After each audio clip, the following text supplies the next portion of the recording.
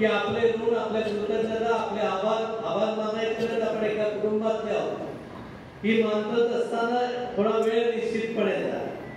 त्या निवडणुका झाल्या, निवडणुकीनंतर लगेच आपण एकत्र येणार होतो. परंतु माझं मुलाचं कॉन्व्होकेशन होतं, त्यामध्ये 10 दिवस गेले, लगेच अधिवेशन लागलं आणि नंतर हा कार्यक्रम एकदा ठरला. परत काही अडचणी आल्या.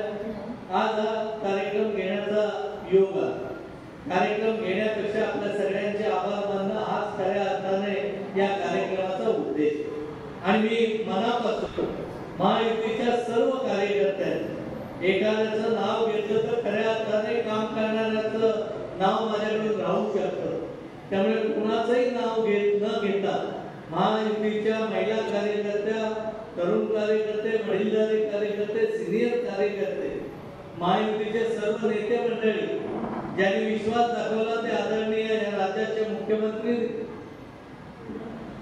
आदरणीय फडणवीस साहेब, एकनाथजी शिंदे साहेब, आदरणीय अजितदादा, सुनीलजी तटकरे, त्याचबरोबर आपल्या सगळ्यांना वेळोवेळी मदत करणारे रवींद्र चव्हाण साहेब, आपले पालकमंत्री आदरणीय उदयजी सामंत साहेब, या सगळ्यांनी विश्वास दाखवून उमेदवारी सर्वांनी महायुतीच्या माध्यमातून मला दिली. उमेदवारी दिल्यानंतर आपण प्रचाराला सुरुवात केली. मला सांगायला नेहमीच आनंद वाटत होता की मी नेहमी जिथं जिथं जाईन तिथं सांगत होतो. ज्यावेळी पक्षाच्या आमच्या मीटिंग होत्या त्यावेळी सांगण्याचा मी प्रयत्न केलेला आहे, किंबहुना सांगितलेलं आहे की चिपळूण संगमेश्वर मतदारसंघामध्ये कुठचाही महायुती म्हणून कुठचाही डिस्प्यूट नसलेला माझ्या माहितीप्रमाणे एकमेव मतदारसंघ आपला होता. आणि हा सगळ्याचं श्रेय जर कोणाला द्यायचं झालं असेल तर आपल्या सर्व कार्यकर्त्यांना, भाजपचा कार्यकर्ता असेल, शिवसेनेचा शिंदे गटाचा कार्यकर्ता असेल, आरपीआयचा कार्यकर्ता असेल, इतर छोट्या मित्र पक्षाचे कार्यकर्ते असतील आणि राष्ट्रवादी कार्यकर्ते त्यांची ही जबाबदारी होती. त्यामुळे या सगळ्यांनी एकत्रितपणे खूप चांगला समन्वय राखला आणि या समन्वयाचा खऱ्या अर्थाने आपल्याला विजयात रूपांतर करता आलं. हे निवड तुमच्या श्रमामुळे आणि केलेल्या कामामुळे आहे याची जाणीव मला मनापासून. कोणी म्हटलं मताधिक्याबाबत देखील काही लोक बोलले, परंतु प्रत्येक निवडणूक ही वेगवेगळी, प्रत्येक निवडणुकीला संदर्भ वेगळे असतात. या निवडणुकीमध्ये आपल्याला जरी तुम्ही सगळेजण म्हणत असलात तरी पहिल्यापासून सांगत होतो की निवडणूक ही आपली आव्हानात्मक आहे. त्याची कारणं अनेक आहेत. त्या कारणामध्ये आज जायची तर वेळ नाही, कारण कुठची निवडणूक असेल त्या समोरचा देखील तेवढ्याच ताकदीने उतरतो. पण आपण म्हणून चालत नाही की हे वापरलं म्हणून हे झालं, ते वापरलं म्हणून ते झालं. आपल्याला आपलं काम करत असताना आपल्या बाबी घेऊनच लोकांपर्यंत आपण गेलं पाहिजे.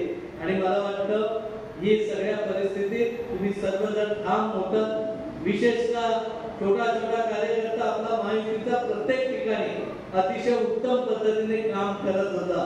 त्यांनी कधी बघितलं नाही की हा राष्ट्रवादीचा उमेदवार घड्याळ चिन्हावर निवडणूक लढवले. आज काल मागे ममाताई बसले, त्यांनी देखील प्रचंड मेहनत केली. या सगळ्यांच्या एकत्रित प्रयत्नामुळेच हे यश मिळू शकलं. म्हणून पुन्हा एकदा मी मनापासून नम्रतेपूर्वक आपल्या सगळ्यांना खूप खूप धन्यवाद देईन. आपल्या वडीलधाऱ्यांबद्दल ऋण आणि कृतज्ञता व्यक्त करतो. या 2.5 वर्षानंतर मंत्रिपद मिळेल वगैरे ह्या सगळ्या गोष्टी जलदरच्या असतात, हे लक्षात घेतलं पाहिजे. पहिली गोष्ट आपल्याकडे सर्वसामान्य कार्यकर्त्याची निवडणूक आता येणार आहे. पंचायत समिती येणार आहे, जिल्हा परिषद येणार आहे, नगर पंचायत येणार आहे, नगर परिषद येणार आहे. महायुती म्हणून आपण अबद्ध राहिलं पाहिजे. विनयजी आपण आग्रह केला पाहिजे, कारण बाबाजीराव तुम्ही सदाबाईंचं आज काम असल्यामुळे ते इथं नाही, परंतु त्यांचाही आशीर्वाद या सगळ्या प्रक्रियेमध्ये खूप मोठ्या पद्धतीने होता पहिल्या दिवसापासून. कारण तेही इथल्या उमेदवाराचे हक्कदार होते, तरी देखील त्यांनी आपल्या पाठीशी ठाम भूमिका राहण्याचं काम केलं. त्यामुळे ह्या सगळ्यांनी विचारात घेऊन आपण तरी रत्नागिरी जिल्ह्यामध्ये महायुतीचा पॅटर्न राबवणं खूप गरजेचं आहे असं माझ्यासारख्याला वाटतं. आपण आग्रह सगळ्यांनी धरला पाहिजे. उमेदवार कोण काय बाबाजीराव जरी बोलले, नाव जास्त घेतलं की समजून जायचं धोका असतो कधी. आपल्याला एकच लक्षात घेतलं पाहिजे, आपला जो कोण उमेदवार असेल महायुतीचा कोणी असेल, त्या शेवटी परिस्थिती काय असेल, कशा पद्धतीने असेल तुम्ही आम्ही सांगू शकणार.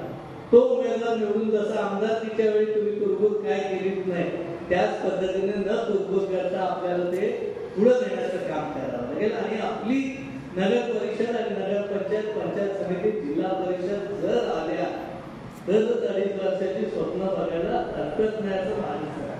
कारण शेवटी वरिष्ठांकडे अनेक कारणं असतात, त्यातलं एक महत्वाचं एक कारण असतं. त्यामुळे तुम्ही आम्ही ठरवलं पाहिजे की आपली एकजूट, एक संघटितपणे आपण जर काम केलं ते सगळं शक्य आहे. माझी एवढीच महायुतीच्या सर्व कार्यकर्त्यांना नम्रतेची कळकळीची विनंती आहे, ज्याला कोणाकोणाला उभं राहायचं आहे, शेवटी इच्छा प्रत्येकाची असणार, त्याने आतापासून कामाला लागलं पाहिजे. किमान समोरचा विरोधक असला तरी, म्हणजे आपल्या पक्षातला जरी स्पर्धक असला तरी त्यालाही नमस्कार करण्याची भूमिका आपली ठेवली पाहिजे. आपलं होतं कसं, आपण त्याला बघत पण नाही आणि मला उमेदवारी फक्त हवी, पण निवडून पण येण्यासाठी आपल्याला ज्या गोष्टी करायला हव्यात त्या आतापासून जर तुम्ही एक संघटितपणे केला तर आपल्याला यश 100% मिळू शकते. कामं करत असताना तर सुरुवात आहे, पालकमंत्री लवकर होतील. उदयजी सामंत साहेबांच्या नेतृत्वाखाली या जिल्ह्यामध्ये काम करत असताना आपली जबाबदारी, आपली कामं करत असताना आज सुदैवाने रवींद्र चव्हाण साहेबांवर पण देखील पक्षाच्या प्रभारी पदाची, महाराष्ट्र राज्याची जबाबदारी, या सगळ्यांना जर आपल्याला पुढे व्यवस्थित न्यायचं असेल आणि आदरणीय तटकरे साहेबांची ताकद देखील या सगळ्यांमध्ये आपल्याला मिळणार. त्यामुळे इथली विकासाची कामाचे प्रश्न ते सोडवण्यासाठी मी त्या सगळ्यांच्याकडे जाऊन जेवढं जास्त करता येईल तेवढं करण्याचा माझा प्रामाणिकपणे प्रयत्न. मी काय सांगत बसणार नाही, आपण हे केलं ते केलं ते केलं, जी कामं करता आली ती करण्याचा प्रामाणिकपणे प्रयत्न केला. या कामाचा प्रयत्न झाला म्हणूनच आपल्याला चांगल्या पद्धतीने सपोर्टिंग भूमिका झाली.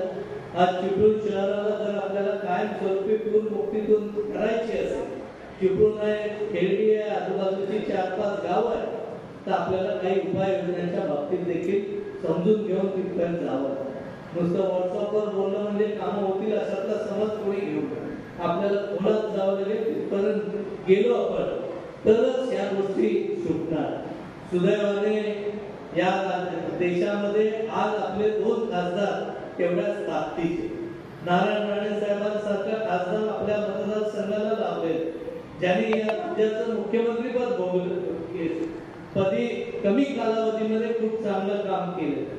कालच आमची दिशा समितीची बैठक होती, त्यामध्ये अनेक प्रश्न या जिल्ह्यातले सोडवण्याच्या दृष्टीने राणे साहेबांनी खूप आग्रहपूर्वक केले.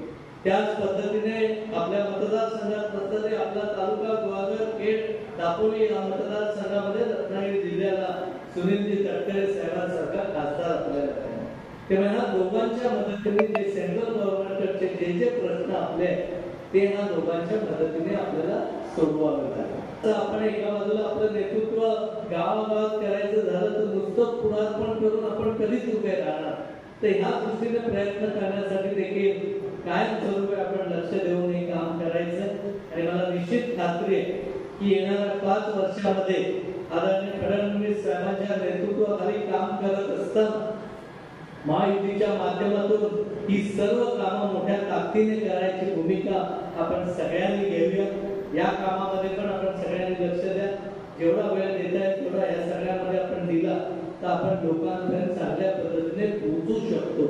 आणि ते पोहोचण्याचं काम केलं तर ज्या ज्या ठिकाणी आपण महायुतीमध्ये जाऊ तिथे यश देण्याची भूमिका देखील लोक निश्चितपणे घेतात. टाइम्स डिजिटलला लाईक करा, शेअर करा, सबस्क्राईब करा आणि बेल आयकॉन दाबायला विसरू नका. Times digital.